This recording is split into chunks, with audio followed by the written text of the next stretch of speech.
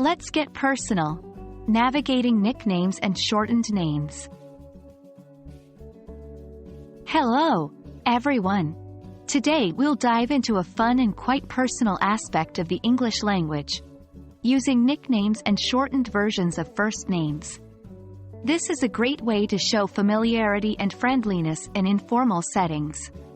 So, let's get personal. To start off, nicknames are usually an informal substitute for a person's proper name. Often, these are given by friends, family, or acquaintances. For instance, someone named Elizabeth might be called Liz, or Beth, or even Eliza. Remember, always ask someone's permission before you start using a nickname. It's a matter of respect and understanding personal boundaries. Shortened names, on the other hand, are simply shorter versions of a person's given name. For example, Christopher can be shortened to Chris, Alexander to Alex, and Catherine to Kate. Again, make sure the person is comfortable with you using their shortened name. When you're on friendly terms with someone, it's often acceptable to use their nickname or shortened name.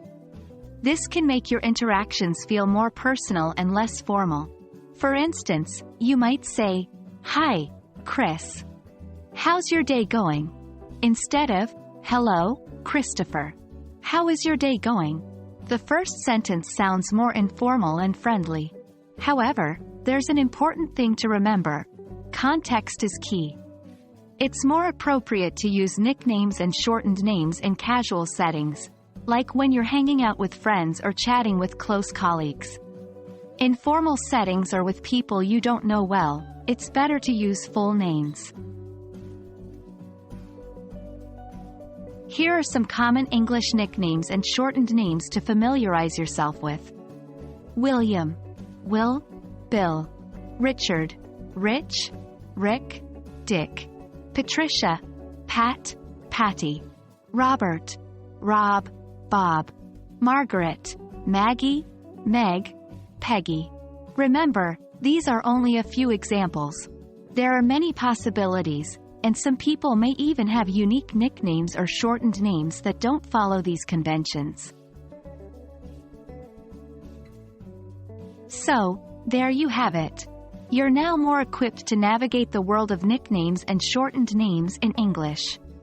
Remember, using someone's nickname or shortened name can help build a closer relationship, but it's crucial to respect their preferences and the context in which you're communicating. Asking permission is always the best policy. We hope you found this video helpful. Keep practicing, and you'll get the hang of it in no time.